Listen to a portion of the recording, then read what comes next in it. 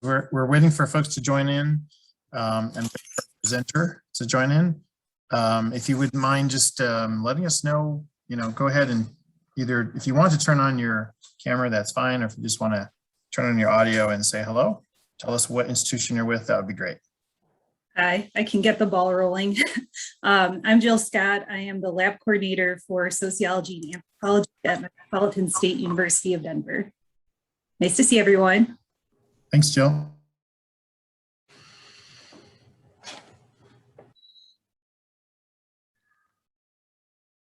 Hello, I'm Joe Martell. I'm with the Elbert County Historical Society in the Elbert County Museum out here in Kiowa.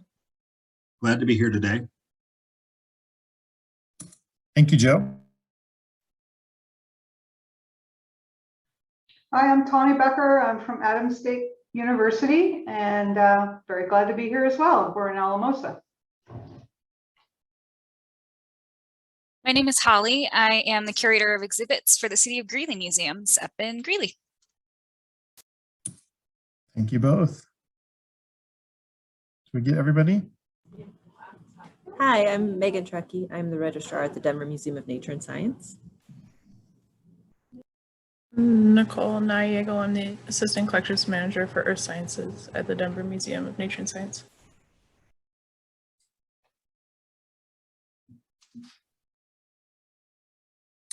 Thank you. I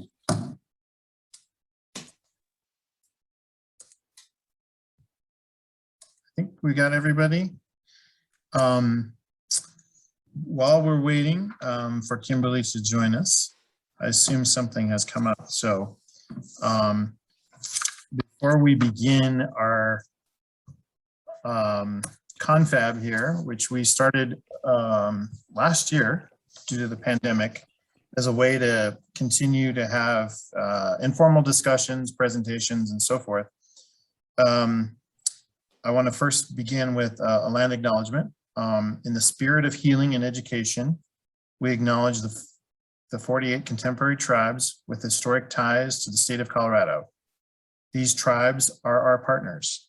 We consult with them when we plan exhibits, collect, preserve, and interpret artifacts, do archaeological work, and create educational programs. We recognize these indigenous peoples as the original inhabitants of this land. And with that, just a couple of things here to announce to you as well. We of course are going to be having our curation forum in a virtual arrangement this year. And our organization, History Colorado, is paying to have a grant writing workshop as part of that.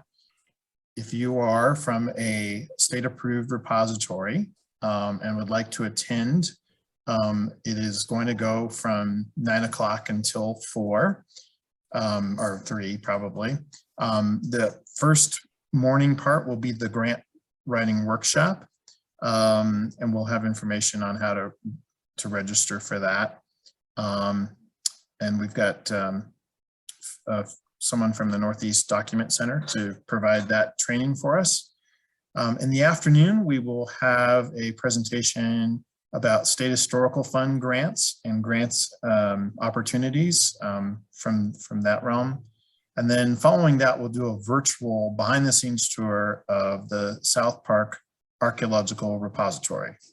I hope to have that all that announcement information and how to register and all that here in the next 2 weeks. So you'll probably be inundated with that information.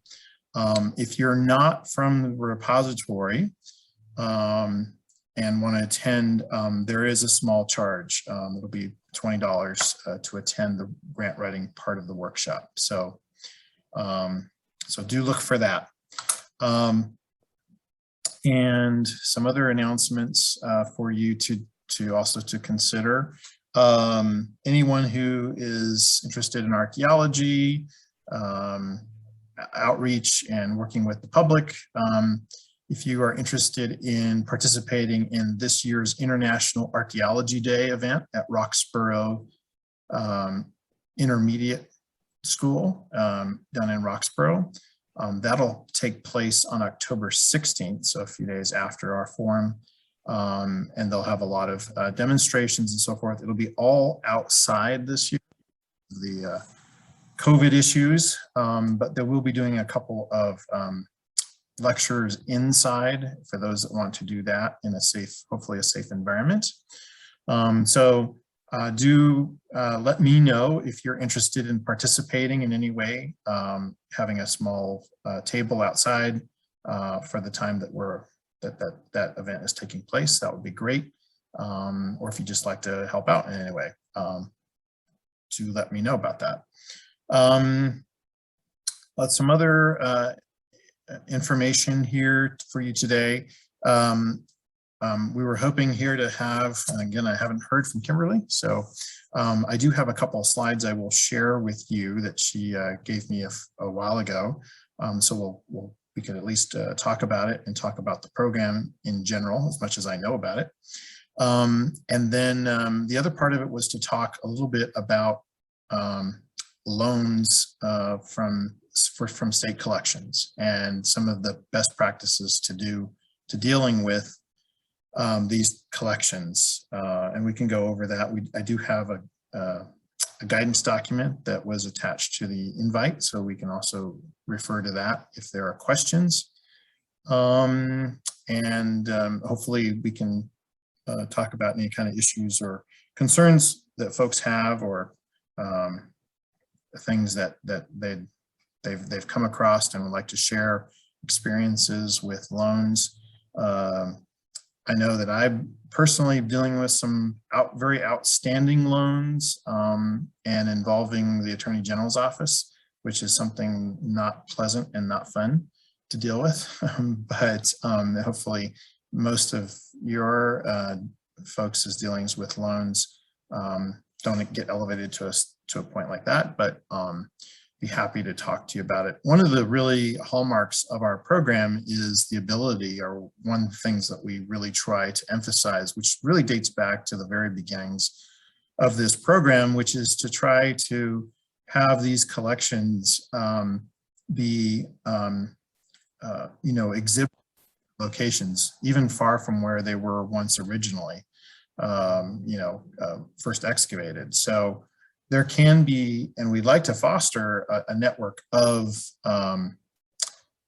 folks to be able to, freely trade, materials back and forth if that's warranted. So we certainly encourage that as much as possible. So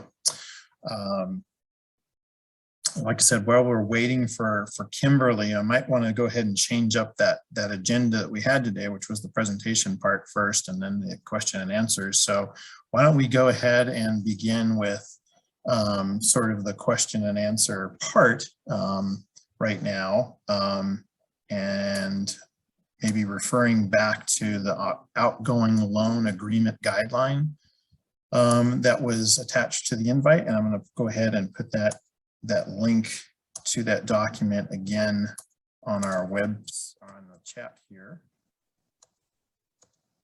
Let's see here.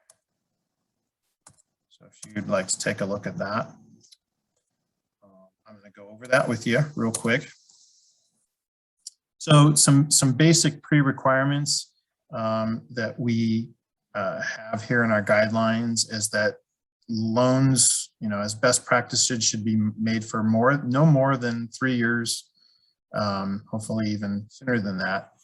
And it's highly recommended that if you have a 3-year loan agreement, that you have a 1-year time period in that agreement contract that you're going to be checking in on the status of those loans. And that's also, a current common best practice. Really, entities that may borrow, really institutions are the ones that you should be letting collections out to, not individuals. Occasionally we do have researchers that, need to have the collections, which is fine, but there should be an institution that actually can ensure the collection, make sure that the loan paperwork and all that is secure. So generally, you shouldn't be lending out to individuals.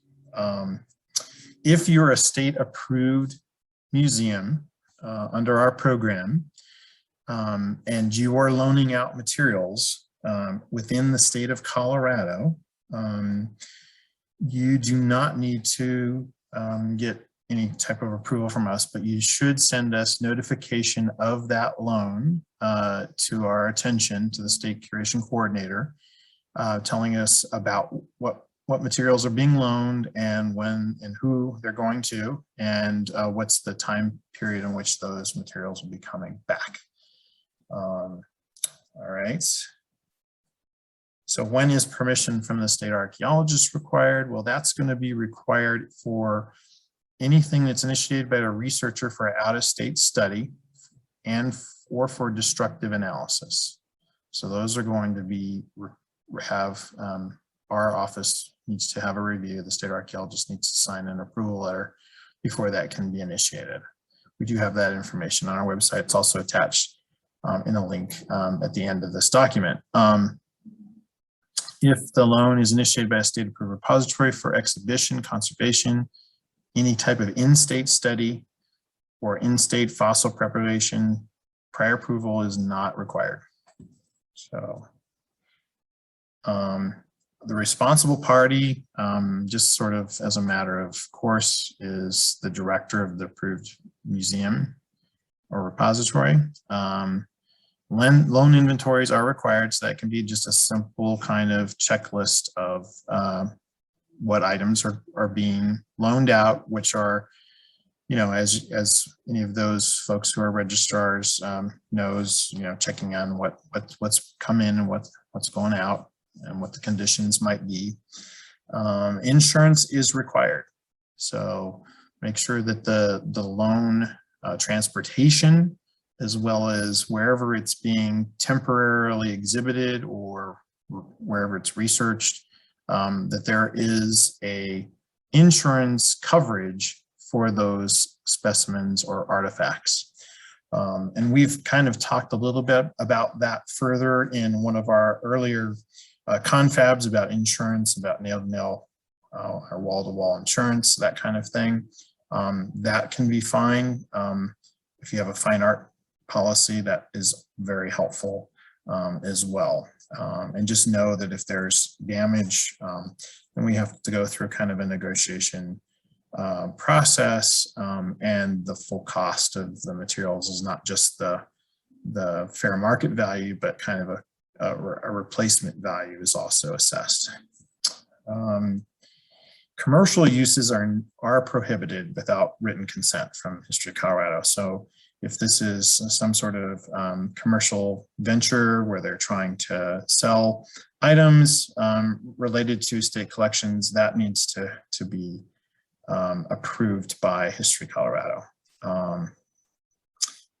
Now we talk about ancillary samples, and that's defined in our state rules and procedures. And in general, this pretty much only applies to archaeological materials. I can't think of paleontological materials having ancillary samples, but basically they're sort of those items that could be, from plant gathering materials. They could be charcoal that usually is radiocarbon dated, things that really are collected for analysis purposes. So if you don't mind for a second, I think Kimberly is calling me. So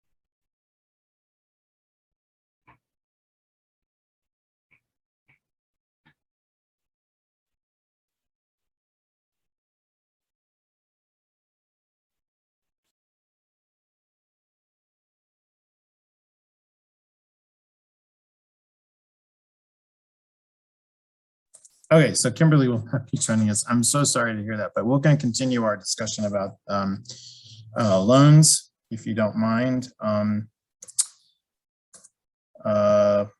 hopefully folks are clear about ancillary samples.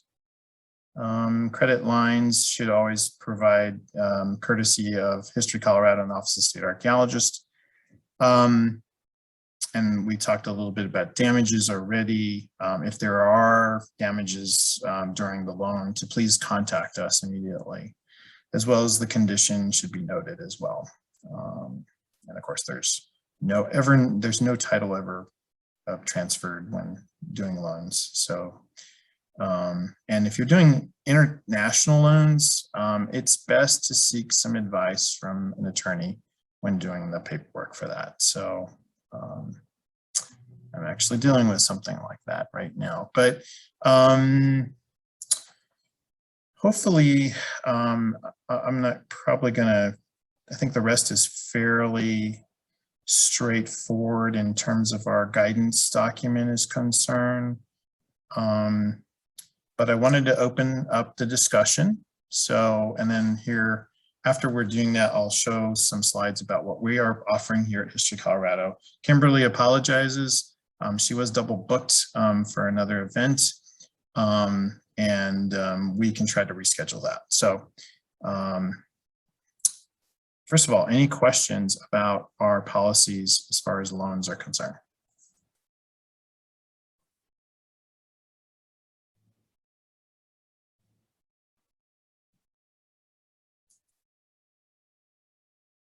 And feel free to unmute yourself if you'd like.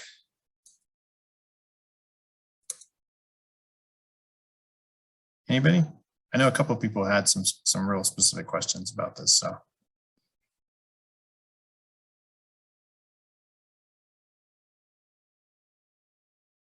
Feel free to use the chat as well. Hey, Tani. Hey, how are you, Todd? Good.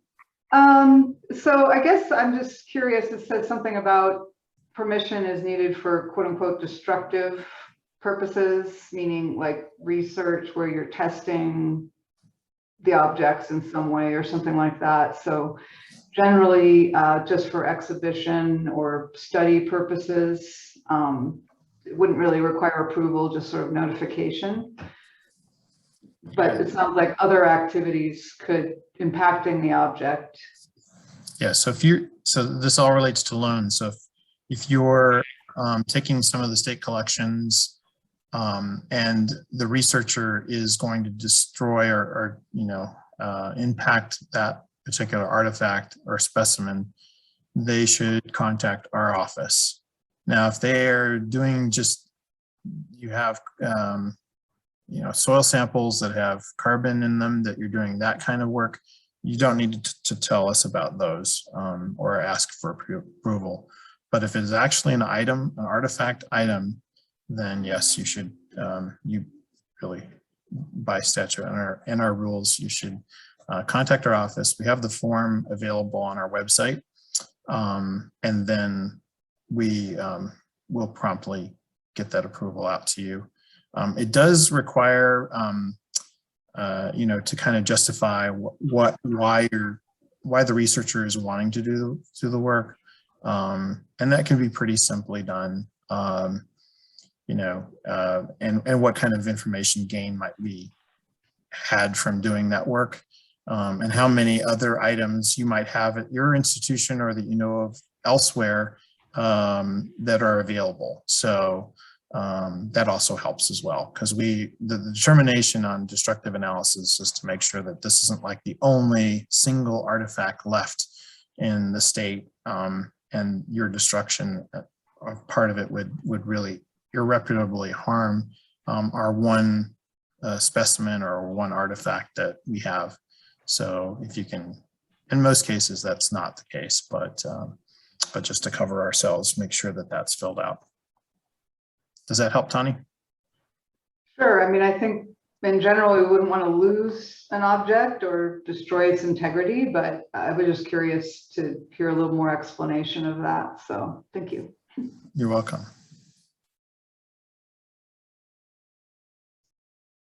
Anyone else have a question?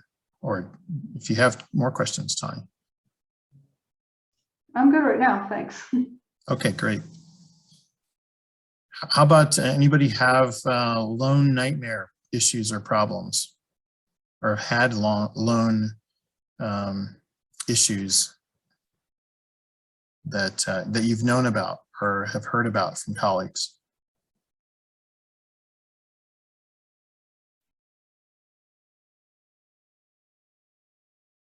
I guess I could just say that insurance is a challenge. Insurance can be a big challenge. And hopefully, you know, whoever you're loaning it to has some adequate loan that can cover the loan, not only the transportation costs of the loan, but also the loan and the time that it's either being, you know, it's under their care.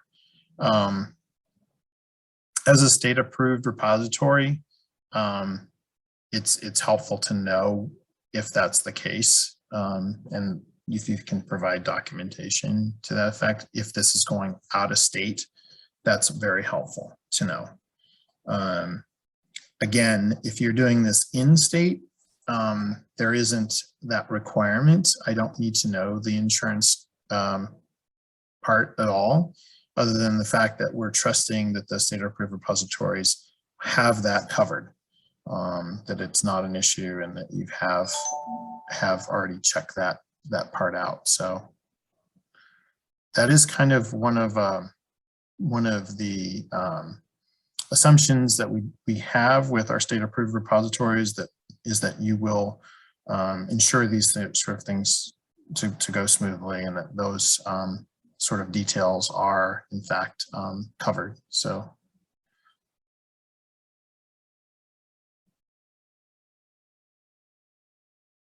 anyone else like to share their experiences in doing loans?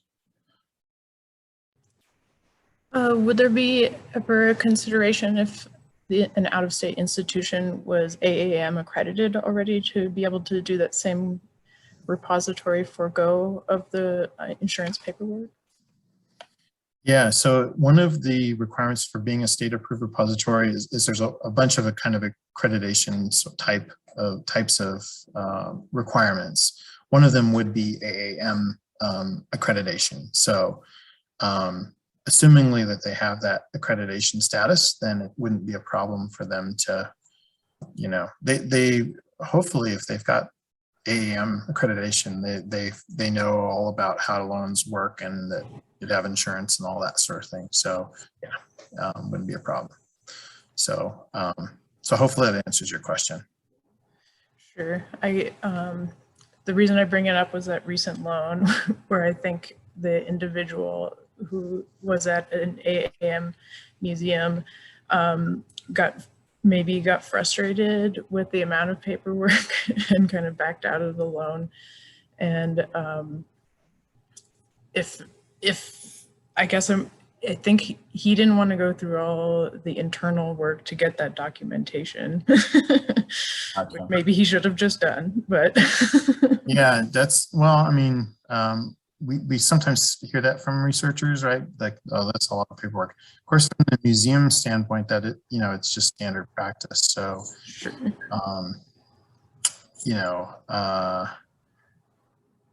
Unfortunately, you just have to have a little bit of that paperwork before something goes out. It is in statute that we have a process available to anything that's from the state of Colorado loaned out of state.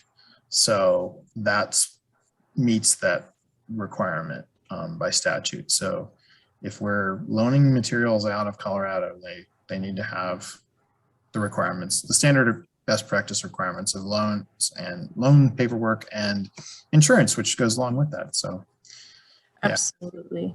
I think my question was if there would ever be a consideration, since they were AAM accredited and had to have insurance to have that accreditation, if there could be a skip for some of those steps in cases like that.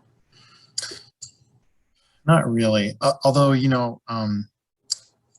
as I said, kind of with that wall, versus wall to wall, like, or have us, on our certificate of insurance that has us, being, identified as additional insured. That isn't always necessary. So as long as they have some sort of proof that they have insurance and that we have an understanding that it would be covered, then that's fine. Sometimes it is a little bit of an extra legwork or talking to the insurance agent to try to get that certificate and have our name added to it or whatever. We would probably be able, we're flexible on that. I mean, that's an ideal, but if they can just show that they have the insurance for the collection, we're good with that. Okay. Yeah, so maybe that helps a little bit on the paperwork end of things. Thank you.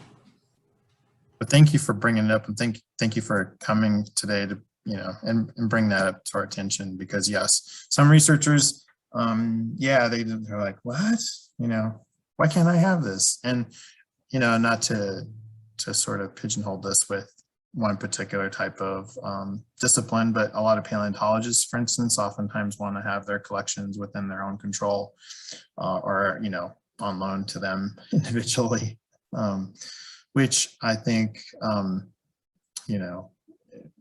just is not, it's not good practice. So we've just run into problems a lot with that. So, so yeah, if it can go to the institution should still be able to figure that out for them, and hopefully they can pass that information on to somebody who can help them and assist them and get the right paperwork done for them so that they can have the materials to work on. So, yeah. Yeah, absolutely. For everybody else's context, this was a paleobotany specimen, and paleobotany was not regulated as much for a long time. And now some of the older researchers are having to catch up to modern paperwork. Yeah. And I'll share with you, I mean, I have some specimens that have been outstanding for a number of years, and traveled internationally, and no one ever really took track of it, that material. And so trying to retrieve that information, or trying to retrieve that particular paleontological specimen back to the United States is a real pain. So, so yeah. And it's, this happens, it's not, to pinpoint it on one institution, one individual, but, always keep track of your loans as best you can and make sure that they don't get lost. So I guess that's really the big takeaway. So anybody else would like to have questions about loan materials?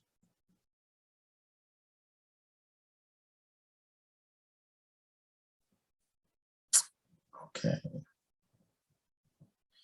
I'm going to show here, hopefully, share with you our community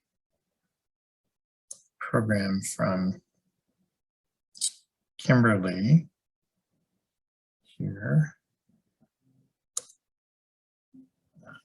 Let's see. And hopefully,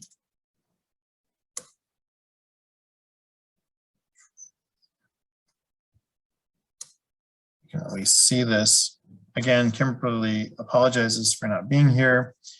We will reschedule this so that you can actually talk to her more specifically, because I only know about this in very general terms. But our institution has created a community lending resource program, and it is designed for smaller institutions like museums, historic sites, libraries, and so forth, to be able to take some of our collections and exhibit them. And this is kind of like it's an all-inclusive package sort of thing that has photos, labels, and some programming ideas. And I know that Kimberly already has a 10th Mountain Division kit available right now.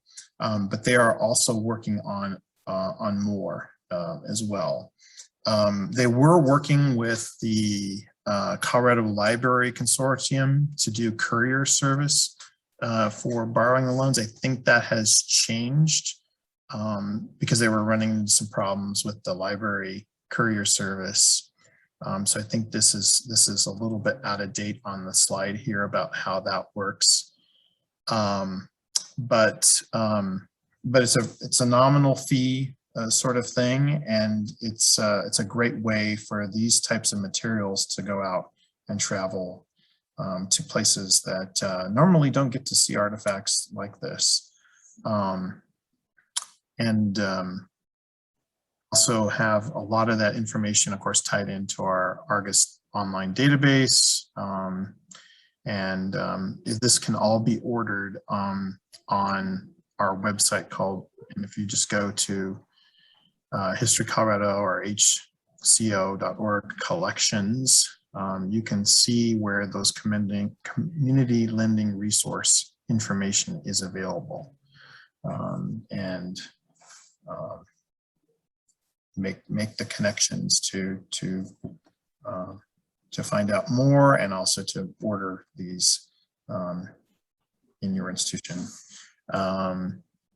Yeah, here's some additional topics that are coming later, and I think she's still putting these together. Santa Fe Trail, the Altman photographic collection, some additional 10th Mountain Division materials. There's also going to be an SHF kit coming. I know she's also been talking to the state archaeologist, Dr. Holly Norton, to put together something about El Pueblo. And again, I apologize for her not being here, but again, we're going to reschedule her presentation. If you have questions or suggestions or general questions, her email is right there, kimberly.nowall@state.co.us. I am going to stop this because I don't know more than those slides really, but maybe if you have interest in those, maybe we can talk about those. If you think that is something that you would like to have in your institution, would you find it helpful to have a small temporary exhibit like that? And by the way, too, this is kind of a suggestion that we do have a lot of course, state archaeology collections housed in many of your repositories that would make an ideal subject for, a traveling exhibit that could be part of this network or this group of artifacts, perhaps. So there is a kind of a wide way of maybe taking this same concept out even further than having it all come from History Colorado as well. So any thoughts, questions, ideas that you'd like to share? Feel free.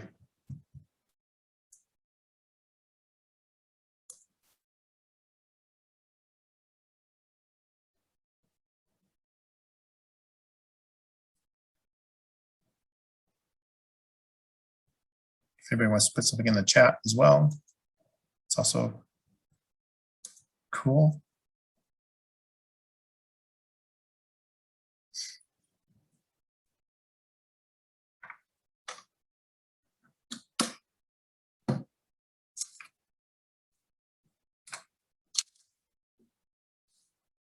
Okay.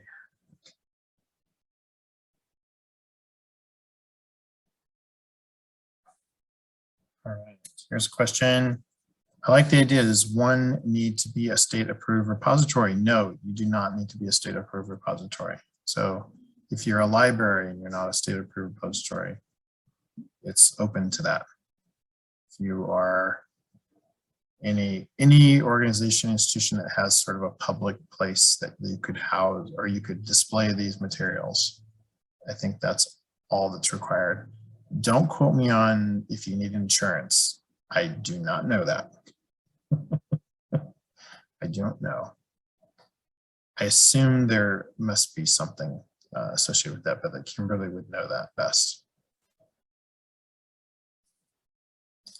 I don't have a sample agreement, unfortunately. As I said, this isn't my program area, but Kimberly, I'm sure, would have one. So let me again get you her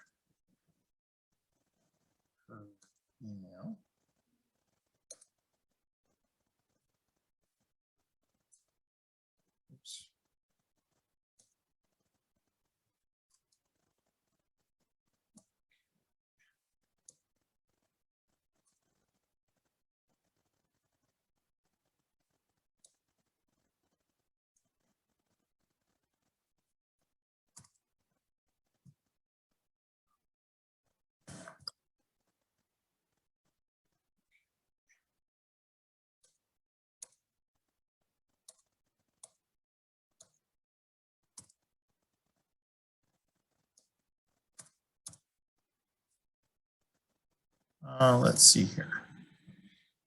I may share this through our San Luis Valley Museum Association. Sound okay? Yes, please do.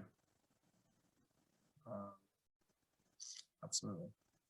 Yeah, if any of you are part of those smaller institutional organizations, there's one up in Northeast Colorado that I've sometimes attended as well. I think there's also some in the Plains area that I sort of know about, but have never attended. If you know any of these small institutions or library groups or other cultural groups out there that would be interested in these small kits for exhibiting purposes, please let them know about it.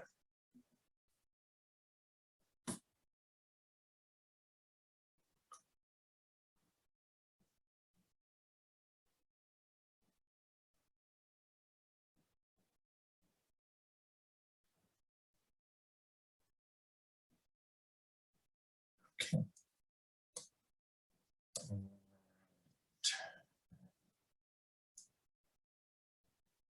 This would be a great resource for small institutions like mine. I will look into it. Great. Excellent. Like I said, we will reschedule this with Kimberly and make sure that we have another presentation and she can answer all those specific questions that you have. And we might be able to end early unless there's other questions or other comments. Again, also in a week or two, there will be the information about the the Curation Alliance Forum, including our grant workshop with information about how to register, register for the workshop and all the inclusions of the State Historical Fund presentation and the behind the scenes tour of the South Park Archaeological Repository, which is all done virtually. That'll be coming in the next week or two. There is going to be a discount code that you'll have to enter to get the virtual tickets to attend. And I'll be sharing that information with those state approved repositories here very shortly. So, and I hope that, and it's open to any, let me just sort of say, it's open to all the state approved repositories as well as any of the staff from the state approved repositories. We do have a cap limit though of about 45 participants for the workshop part. So, you know, certainly if you can attend and want to, you know, we just can't have 20 people from one repository attend. So feel free if you're wanting to have 1 or 2 folks from your repositories, that's not a problem, but we can't have 10. So any other questions or thoughts? Okay, again, I apologize for not having the presentation here all fully set up for you. We will reschedule and get that up for you here in the next, or scheduled in the next few weeks. And we're always happy to answer questions about loans, collections, anything like that. You can always email me or contact me. Let me put that here real quick in the chat. So feel free at any time to ask questions. So with that, I hope you guys have a great day, and we'll be seeing you soon. Talk to you later. Thanks so much.